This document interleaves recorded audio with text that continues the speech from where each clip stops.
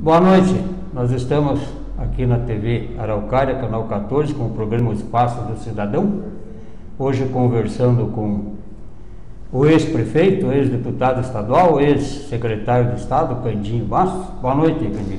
Boa noite, gente. Prazer em estar aqui no seu prestigioso programa, onde a população de Guarapuava e da região tem a oportunidade de ouvi-lo sempre em suas programações. Eu quero lembrar apenas aos nossos telespectadores que esse programa está indo ao vivo, agora às 6h20. Vocês podem assisti-lo nos canais aí, ou podem inclusive entrar na internet e depois, amanhã ou depois ele será postado na internet, vocês podem assistir. Os dois últimos programas estão lá no link da TV à disposição, e se alguém quiser assistir algum programa passado, também anterior, é só entrar no YouTube lá e clicar TV Araucária, canal 14, né? www.tv Araucária, canal 14, e assistir tranquilo a hora que quiser em casa. Bem, gente, o Candinho não assistiu o nosso programa ainda, né? E ele não sabe exatamente por que está aqui. No último programa, Candinho, eu acho que o Candinho é protagonista de um dos exemplos mais lindos da história, gente, e que na época nós guarapuavanos não concordávamos. Muita gente foi de muita audiência esse programa que eu fiz o último, no dia 1º de maio. Gente. Mas como que é a história do Candinho lá, ninguém entendeu. Eu vou explicar, gente. Depois o Candinho que viveu essa época vai explicar melhor para nós. Eu entendo o seguinte, gente. Na época da ditadura militar, gente, haviam dois partidos políticos criados pela ditadura. Um era o MDB, o outro era a Arena. Pois qualquer coisa o Candinho me conserta aí.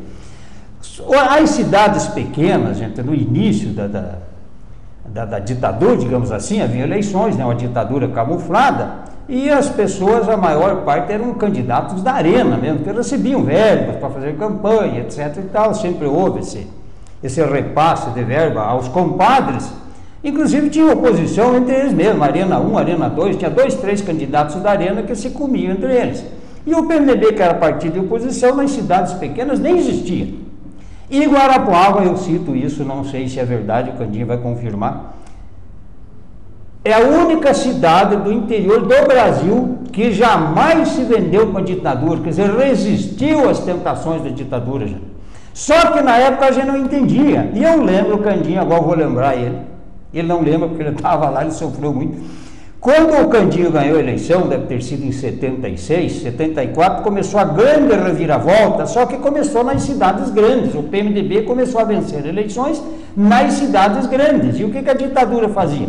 Onde se elegia um prefeito do PMDB, e começou nas cidades grandes, Londrina, Ponta Grossa, Guarapuava. Guarapuava foi a única do interior do Brasil, gente, que jamais se rendeu à ditadura.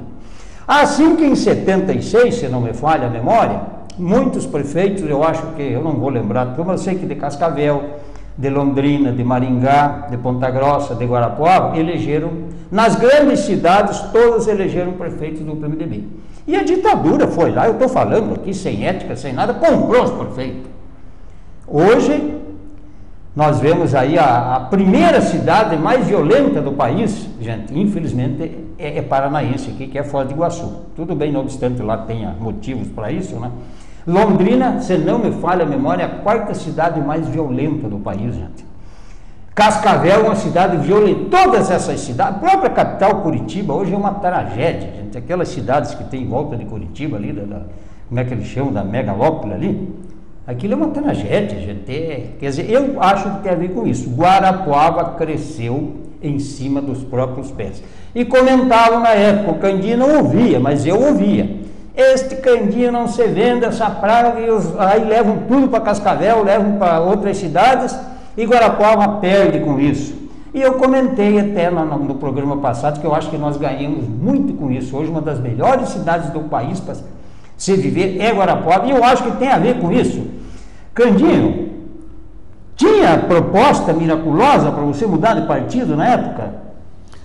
Sem dúvida. A tentação, conte para nós que você nunca contou isso. Eu acho que talvez a primeira vez que você tem a oportunidade de dizer o que aconteceu que você, primeiro, por que não se vendeu? Porque a tentação era grande. E o que conte para nós essa história, que eu acho interessante. Sem dúvida. Eu devo lembrar, acho que, e prezados ouvintes, que Guarapuava historicamente, foi o símbolo da resistência democrática através de todo esse período que você citou, que foi o período ditatorial da Revolução de 64. Mas nós íamos trazendo esse histórico de democracia, de liberdade, de livre pensamento. E a soberania, inclusive, né? E jamais ser submetido a imposições de quem quer que fosse. Então, eu devo relembrar a todos o seguinte: nós temos um histórico político, o grupo que formou e que constituiu o MDB de Guarapuava. Nós vínhamos já de um histórico anterior à própria época da ditadura de 64, da Revolução de 64, conhecida de todos.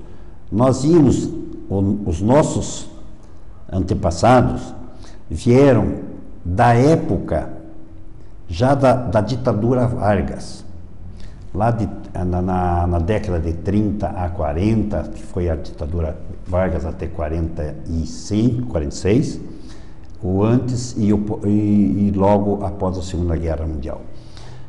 Nós temos uma origem política do nosso partido conhecido na época, que era o PRP, Partido da Representação Popular, os denominados integralistas, em que tínhamos uma orientação política definida e que fomos sempre contra a qualquer intervenção ditatorial.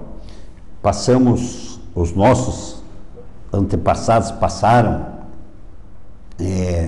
pela ditadura Vargas desde 32 da Revolução até 34 e vieram no período ditatorial. Nessa época, já esse grupo de Guarapuava era um núcleo de pessoas independentes e que jamais concordaram com a ditadura Vargas na época, mas éramos oposição já nessa época.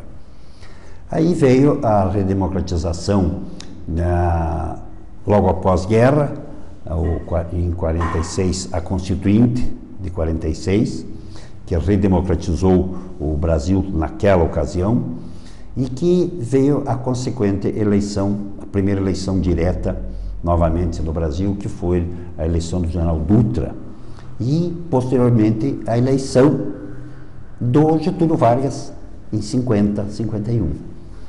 E veio até a morte de Getúlio em 54. O Brasil já não se conformava com um espírito ditatorial, porque já havia passado os 15 anos da ditadura Vargas, com todas as perseguições políticas que houveram, com toda a quebra da legalidade jurídica do país. Guarapuava, por exemplo, teve inúmeros prefeitos na época da ditadura Vargas que foram nomeados. Nomeados, né? A maior parte eram nomeados. Era a bel prazer e desejo político de quem quer que fosse. No caso, eram nomeados pelo governador do estado, que também era indicado pela Revolução Vargas e tal. Então, passamos esse período até a redemocratização, como disse, de 47, após a Constituinte de 46, e até o falecimento, o suicídio de Vargas em 54. Aí houve a sequência de eleições, que foi a do Juscelino Kubitschek. Então, até essa época, os partidos políticos eram bem definidos. Tinham suas ideologias, o PTB, o PSD, a UDN, o nosso PRP, me lembro o PSP, que era dirigido pelo Ademar de Barros. Então havia ideias políticas definidas. E havia, isso que é importante se destacar, Chiquinho, que havia uma participação dos membros filiados aos partidos muito ativa. Sim, com certeza. Havia as reuniões políticas dos partidos e que se levavam as ideias para que o partido as defendesse no âmbito da administração pública e no campo político administrativo. Então, viemos aí. Eu comecei na vida pública em 1959, quando eu fui eleito a primeira legislatura como vereador em Guarapuava. Naquela ocasião, foi a eleição municipal que elegeu o prefeito Moacir Silvestre pela primeira vez, né?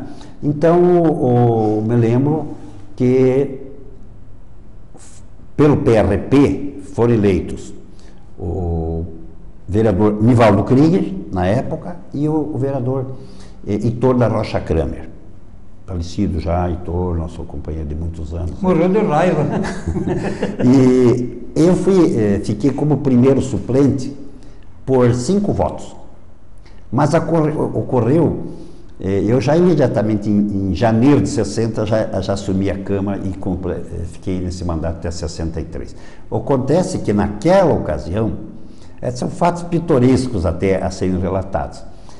Havia proibição do eleitor, era a época da cédula, né? É que o eleitor colocava o nome do seu candidato, o nome na cédula que vinha em branco, e você colocava e tal, depositava na urna. Havia uma norma jurídica editada pelos tribunais eleitorais que não se podia votar em nomes ou em apelidos de nomes. Eu sempre fui conhecido como Candinho, meu nome é Cândido, né? E naquela ocasião eu tive quase 80 votos anulados porque os meus eleitores colocaram Candinho. Então eu já estaria na segunda vaga imediata que ocorreu logo em seguida, em janeiro de 60, eu assumi a Câmara de Vereadores com 20 para 21 anos, muito jovem, porque eu já vinha de uma origem política, como eu relatei, familiar. Nós tivemos todo esse envolvimento político anterior ao que eu me referi. Aí, isso foi em 59. Em 63, houve um mandato tampão em 62, que foi o doutor Eloy Pimentel eleito por um mandato tampão de 7 meses, e que logo em seguida veio a eleição em que o Nivaldo Krieger se elegeu a primeira legislatura como prefeito, e nós fomos reeleitos vereador. Esse mandato foi até 68, porque houve um ano de prorrogação, então foram 5 anos esse mandato. Aí em 68, houve a segunda eleição do prefeito Moacir Silvestre, partido do prefeito Moacir Silvestre, e eu me reelegi vereador naquela ocasião, já com uma votação em dobro do que eu havia feito na primeira. Aí em 72, 63, 68 foi para o terceiro mandato de vereador, e em 72 eu saí como candidato a vice-prefeito juntamente com o Nivaldo no mandato que nós fizemos de 73 a 76. Aí nessa ocasião eu, como vice-prefeito, assumi a Companhia de Urbanização de Guarapuava, a SURG, que era uma companhia que havia sido constituída na época do prefeito Moacir Silvestre, mas que não havia se instalado, não estava em funcionamento. Eu tive essa grande oportunidade de ser diretor da SURG, que está aí até hoje trabalhando, né, com um trabalho importante para o município de Guarapuava, que é a Companhia de Urbanização, e que nós participamos, nessa ocasião já, de um grande projeto, dos grandes projetos para a nossa cidade, que era o plano diretor para a cidade de Guarapuava. Guarapuava não tinha uma rede de água potável condizente. Era o Hospital São Vicente que tinha antigamente uma pequena rede de distribuição de água potável e que distribuía para algumas residências da cidade. Aí foi criado a CAEG, que era a Companhia de Água e Esgoto de Guarapuava, já no governo anterior do Nivaldo, que foi o Dr. Rui Marques, que foi nosso candidato a prefeito posteriormente, que não se reelegeu, que foi o grande diretor da CAEG, que fez um trabalho muito bom nesse sentido. Aí não tínhamos um metro de esgoto sanitário em Guarapuava. Havia a necessidade dos programas, tanto estaduais como federal, de que as cidades tivessem seu planejamento urbanístico, seu plano diretor, para que pudesse o município se habilitar nos programas de investimentos que o governo federal e o governo estadual, os governos estaduais, participavam em conjunto com os municípios para a execução dessas obras de infraestrutura importantíssimas. Vamos lembrar que isso que o Andy está falando, essa obra aí de água e esgoto que foi feita na época, né, são obras que ficam embaixo da terra que ninguém via, né? A própria água da CAEG, lembra do Rui Marques, meu vizinho ali, tal, que eram obras que não apareciam. E outra coisa, que nessa época as verbas que vinham para o primeiro eram bem menores, né? Bom, aí é que estava o X da questão. Até então, era a principal receita dos municípios era o então Imposto de Vendas e Consignações, era o IVC, e que veio posteriormente a ser criado o ICMS, que existe até hoje. O IPI, que cria o Fundo de Participação Federal, também não era definido exatamente como é hoje. Nós devemos a essa regulamentação geral federal, até há um capítulo muito interessante. Logo que a Revolução de 64 se instalou, houve um movimento municipalista, em que, na ocasião, o Nivaldo foi eleito deputado federal, e ele foi presidente da Associação dos Paranaenses dos Municípios e da Associação Brasileira dos Municípios. Então, o que ocorria era o seguinte: era a vontade política do governador, principalmente. O IVC, o município tinha o seu direito às cotas de 20% sobre o líquido da arrecadação do Estado. E não havia uma determinação legal que dizia, dia tal do mês tem que ser depositadas as cotas em banco oficial, no caso do Banco do Brasil, para os municípios. Então ficavam os municípios brasileiros, não era só nós, os municípios brasileiros como um todo, à mercê da vontade política do governante, do Estado principalmente. Me diga uma coisa... Se você era amigo do governador... Tinha tudo. Tinha tudo. Se o governador não gostava de você, ou do seu grupo político, ele pura e simplesmente deixava as verbas guardadinhas lá e iam mandando a conta-gotas.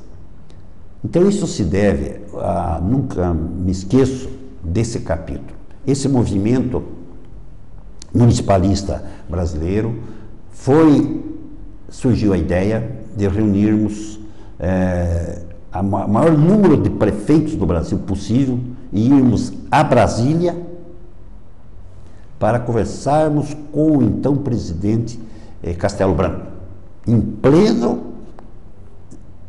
Revolução de 64. Então aí, muitos prefeitos, eu não vou a Brasília, eu vou lá, não vou me prender, né? Vamos lá reclamar do governo.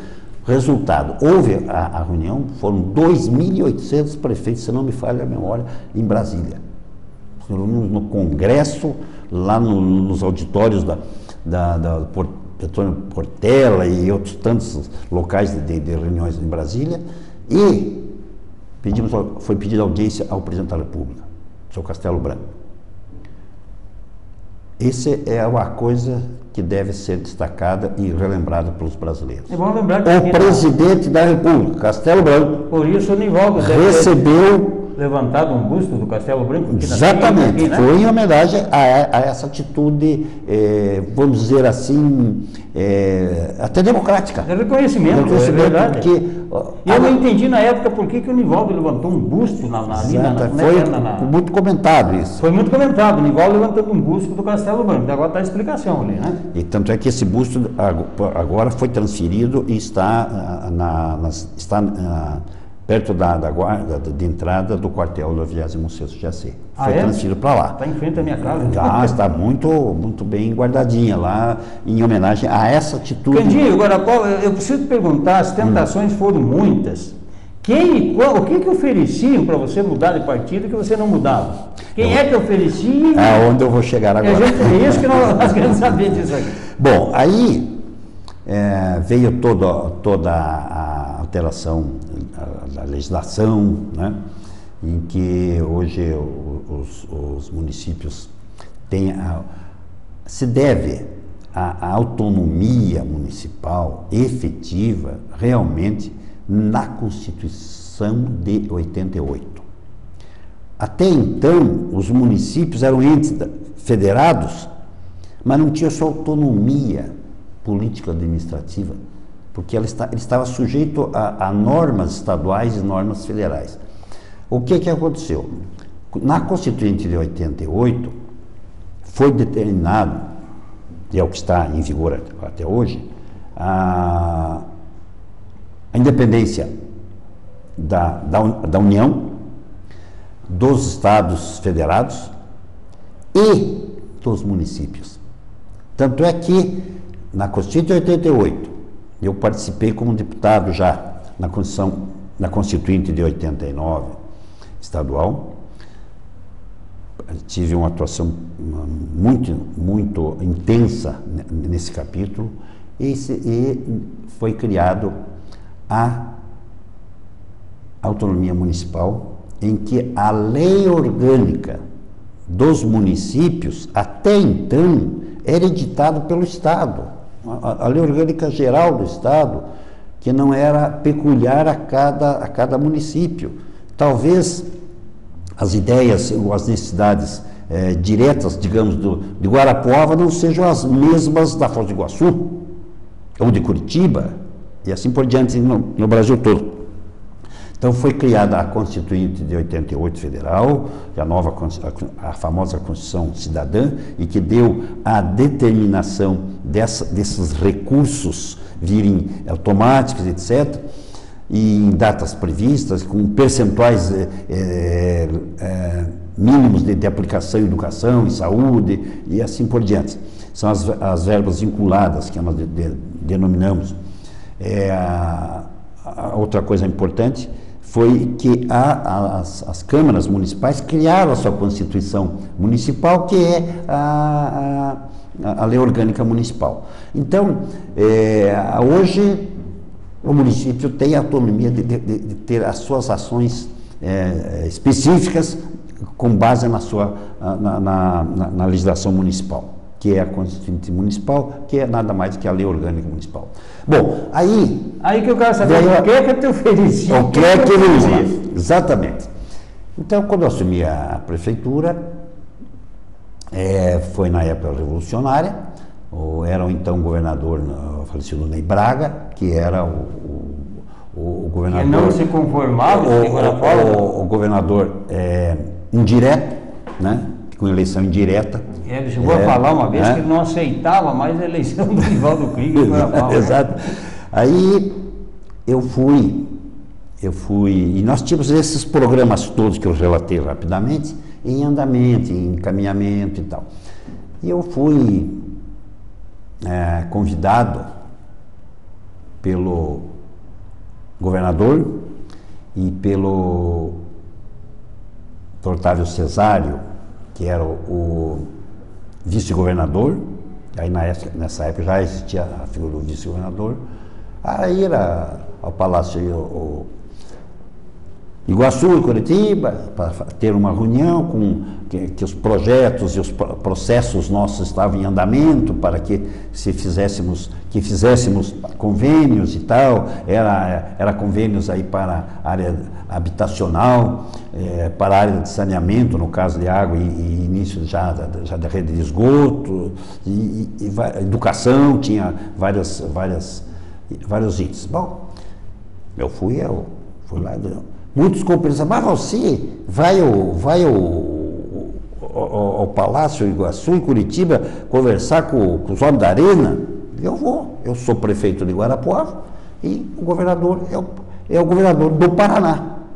E por uma coincidência, então o governador Ney Braga tinha a sua esposa, que era guarapuavana. Sim, Alice Braga. Alice Braga, né? Bom, fomos lá, vou relatar assim a minha chegada. Chegamos lá, humildemente, com a pastinha embaixo do braço, com todos os nossos projetos já. Chapeuzinho na mão? Chapeuzinho na mão. E fui convidado e tal. Como vai, prefeito, etc. Tal.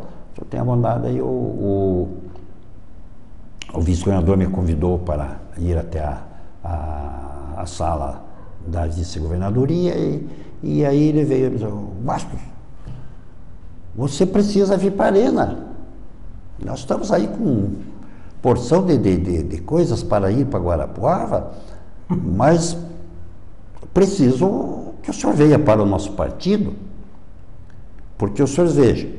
Aí o Cascavel já veio, já está levando projetos, execução de projetos. Ponta Grossa, ou então o prefeito falecido amigo, meu professor Zuc, né? O Zuc já era meu colega de sala, o cara mais bagunceiro que pintou numa sala de aula. O Zuc já tinha acertado também com a Arena. Tinha ido para o Ratão. O Ratão, exatamente. E o Belinati, que foi caçado. Era o prefeito de Londrina. Foi corrupção. Prefeito de Londrina. PMDB roxo, né? Todos. Vendeu a arma pro diabo lá já. Em resumo é o seguinte, nós elegemos naquela ocasião 47 prefeitos do MDB. Nos primeiros 3 meses de governo, sobraram 17. Sobrou 17. Só 17. Foi dar uma peneirada aí. Já tinham acertado todos os outros prefeitos para ir e tal. E aí veio essa história que está me referindo. Aí eu vou pensar. Vou pensar como é que fazemos e tal. Então vamos agora conversar com o governador e tal. Aí chegou o Ney e tal, com a mesma história. Olha, Guarapuava tem oportunidade de verbas especiais, inclusive para você também. Opa! É por isso que você é pobre hoje, Candido? Aí eu não entendi, sabe? Eu não entendi o que era. Para mim, que eu entendi, e para o município, né? Uhum. E fiquei na minha, né? Inclusive para você. Inclusive para você. Aí eu comentei, pois governador, o senhor veja, nós temos uma luta política, que o senhor sabe toda a história, tal, a história que vem de muito tempo, etc. E, inclusive, nós temos assim uma grande satisfação de termos a primeira-dama do Estado ser uma conterrânea nossa. É verdade. Isso é uma honra para Guarapuava, ter uma filha da sua cidade como primeira-dama do Estado, a primeira vez que ocorreu isso na história do Paraná, e graças à sua eleição. Então, governador, imagine só o senhor, eu chegar em Guarapuava, ao retorno da minha viagem, e dizer: olha, eu consegui isso aqui, mas tive que ir para a Arena. Teve que vender arma para o diabo. Tinha que vender arma para o diabo. Então, eu acho muito difícil, porque primeiramente, governador, eu estaria liquidado politicamente, porque jamais os meus companheiros políticos iriam aceitar, embora eu estivesse levando benefícios para o município e tal. Mas eu acho o seguinte, governador, eu vim aqui como prefeito, do município, que o senhor tem muito carinho, pela amizade familiar que existe, e o senhor é o governador. Imagine só, governador, se eu chego aqui e faço a mesma proposta para o senhor vir para o MDB junto conosco, o senhor teria condições? O que aconteceu? O Ney, pura e simplesmente, disse: olha, Bastos, o senhor tem razão. Não há condições políticas de se fazer uma união dessa forma. Mas eu vou lhe dizer uma coisa: o senhor vai levar, Guarapuava não vai ser prejudicado por esse fato. E graças a Deus, tocamos em frente, não precisamos nos humilhar, e tivemos a sorte de fazer um grande programa. Nós temos muita coisa para conversar aqui, o Candinho, histórico, político, vocês já viram a moral, a ética do Candinho, né? Que, aliás, Candinho, eu vou perguntar aqui a lá Chiquinho, Guarapuava inteiro quer saber isso. Você não roubou na prefeitura, Candinho? Não. Me desculpe fazer essa pergunta, porque todo mundo fala que o Candinho é um trabalhador, um homem que já ocupou, já foi secretário de Estado, já foi deputado, foi prefeito de Guarapuava. Me desculpe fazer essa pergunta, mas no Brasil hoje está aí o Cachoeira aí comandando a vergonha, aliás, a corrupção nos 3 poderes. Candinho, como é que você está vendo, assim, rápidas palavras, essa corrupção nos 3 poderes, gente? E, inclusive, além das 3 esferas de poder, no legislativo, no executivo, e nas 3 esferas, federal, municipal e estadual. Como é que você vê assim rapidamente a governabilidade? Você provou que não precisa ser corrupto ou governar. A gente vê muito esse termo aí. Aliás, o Gélio Quadros caiu porque não pagou deputado, né? Não pôde governar, quer dizer, o país ficou ingovernável. Aconteceu com o Collor a mesma coisa. Quer dizer, a governabilidade, segundo você, não precisa vender arma para o diabo, né? Como é que você está vendo hoje? Aonde é que nós vamos parar, em poucas palavras, o que está acontecendo no Brasil hoje? Inclusive na nossa Câmara de Vereadores aqui do Guarapuava. Ninguém pareceu aqui ainda, defendeu. Eu quero aproveitar aqui, já que você citou o nome do seu Heitor Kraner aqui, depois um dia eu explico por que ele morreu de raiva. O seu Jango, grande amigo nosso, Jango Silva, para mim conhecido como Jango do Indalécio, né? Isso. Conhece ele, né? Um cidadão que está hoje com mais de 80 anos, tem alguns problemas de saúde, mas que está levando uma vida digna. Já disse, a filha dele me disse: professor, o Jango não perde um programa seu. Estou para aproveitar, já que está um amigo do Jango, tenho certeza aqui, mandar um abraço para o Jango aí, que continue dando exemplo para essa piazada aí. O Jango é pai do Eliseu, né? Que foi secretário já. Nosso votos que você continue muitos anos assistindo esse programa e que nós possamos estar juntos aqui.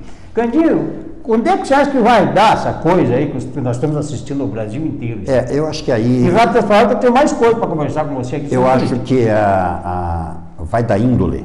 Na época de vocês, como é que vocês aprovavam as contas? Tinha que comprar vereador também ou não? Não. Como é que vocês aprovavam as contas da prefeitura, né? E tem um fato bem interessante. Nós ganhamos as eleições com o Nivaldo, eu como vice, e depois ganhamos as eleições como prefeito, com uma margem boa de diferença de votos, e a Câmara de Vereadores, nessas 2 legislaturas, a Arena elegeu 11 vereadores e o MDB 10, nas 2 legislaturas. E tivemos a felicidade de ações e de comportamento, tanto ético como político, e que todas as nossas contas foram aprovadas pela Câmara de Vereadores, pelo Tribunal de Contas, primeiramente, e posteriormente pela Câmara de Vereadores. Quando eu saí da prefeitura, em começo de 83, nós já tínhamos 5 anos de aprovações de nossas contas por unanimidade. E só o último Dá para ter dignidade em qualquer mandato político, né? Não precisa... Eu tive embates políticos, tivemos embates políticos seríssimos. Quiseram tentar nos passar. Vamos chegar com essa história, Candinho, você acha que... Eu acho que na atualidade... Aliás, inclusive tem lá o GAECO, né? Que é o Grupo de Atuação Especial de Combate ao Crime Organizado.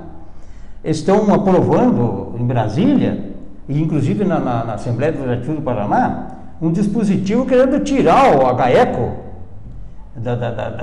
Como é que você vê isso aí? Não, eu acho que esse grupo da GAECO tem feito um trabalho muito sério. Inclusive aqui em Guarapuava. Produtivo, sem dúvida nenhuma. E daqui a pouco eu vou perguntar para você. São profissionais militares e civis, no caso, de alta responsabilidade e de alta seriedade.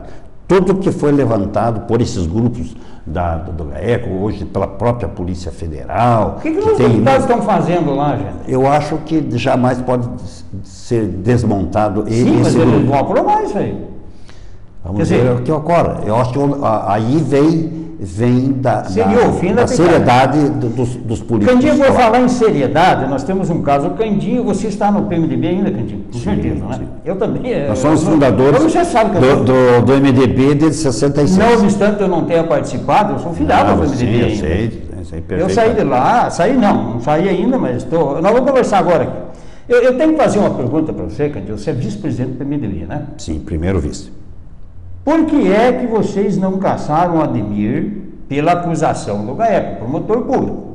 Primeiro, nós estamos indignados, eu estou cobrando dos vereadores, por que eles não abriram como é que chama aqui no negócio processante? Lá, comissão processante, até para dar oportunidade para o Ademir se defender, gente.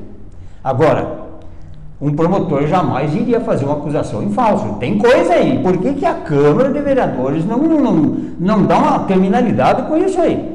E por que o PMDB não expulsou o Ademir, como fazem os partidos políticos, já que o Ademir se envolveu aí num rolo aí, que ninguém tem culpa, né? A atuação do grupo, vamos dizer, dos tradicionais do PMDB, nós fizemos uma solicitação escrita, protocolada, junto ao Diretório Municipal, ao presidente do Diretório Municipal, que é a pessoa responsável em receber um pedido dessa forma. O nosso pedido... Quem que é o presidente? É o doutor? Severino. Doutor Severino, médico. Nada contra as pessoas, sim, mas o que ocorreu foi o seguinte: um grupo de filiados do Diretório do PMDB de Guarapuava fez uma petição, como estava referindo, escrita, protocolada, encaminhada ao presidente do Diretório Municipal do PMDB, solicitando exatamente o afastamento e a expulsão do vereador Ademir Stechar, pelo fato que toda a imprensa, público todo, teve conhecimento através das denúncias feitas pelo grupo de combate à corrupção pública, e que era público e notório. As ações que existem são contra a pessoa, né? Contra a pessoa, contra as atitudes junto à Câmara de Vereadores, que em contratação de cargos comissionados, de pessoas em cargos comissionados que dizem que não estavam nem exercendo as suas funções lá e que havia isso aí da imprensa divulgou imagens de recebimento de recursos por parte da presidência da Câmara. Nós, como cidadãos, como membros do partido político, em que o mesmo vereador é filiado, jamais poderíamos concordar com isso. E fizemos essa solicitação à presidência do Diretório Municipal, e ocorreu o seguinte: o Diretório Municipal, melhor dizendo, a executiva do partido, representada pela presidência do partido, reuniu.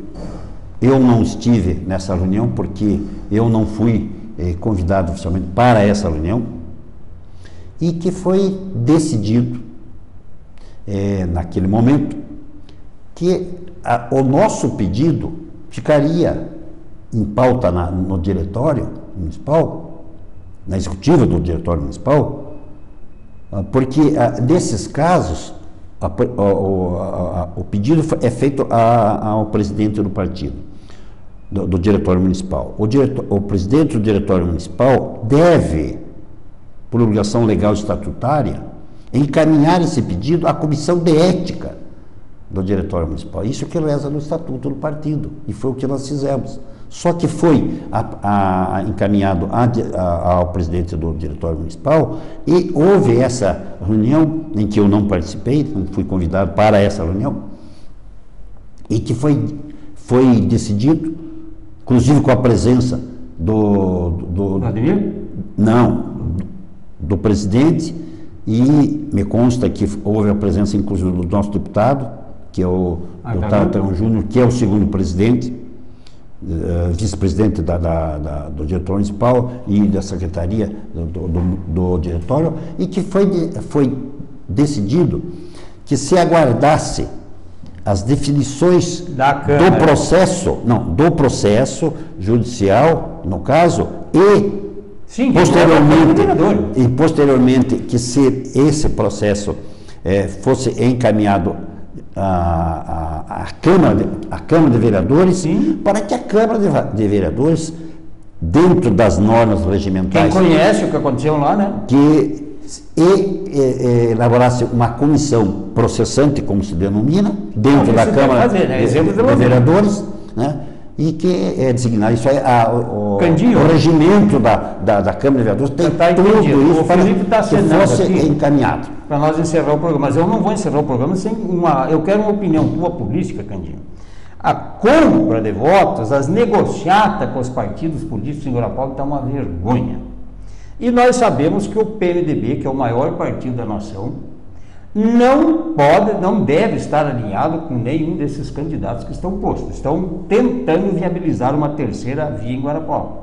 Pelo que eu sei, nós temos aí a Eva Charan, que é candidata a prefeita, terceira via. Temos o Antenor Gomes, que é do PT, que poderá ser candidato à terceira via.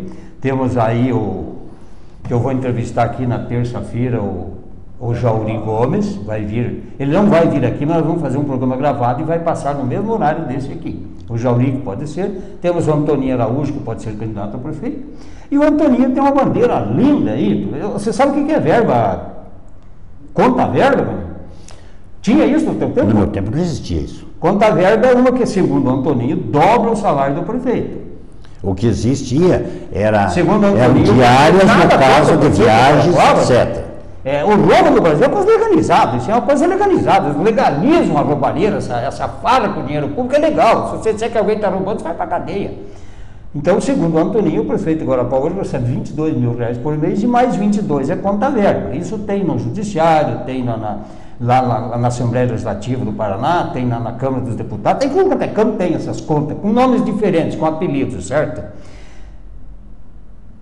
O PMDB poderia participar de uma terceira via, doando um candidato, vocês têm não, Artagão, pode ser um dos candidatos também. O PMDB pode participar dessa terceira via, e no caso do Jauri, do Antoninho Araújo ser um candidato, vamos supor, vocês poderiam somar porque estão tentando aí arrumar tempinho para a televisão, né? Mas nós já citamos aqui que em Cascavel teve um prefeito lá que se elegeu com 1 minuto. Só queria que você me falasse, o Felipe está dizendo lá que tem outro programa que vai entrar no ar.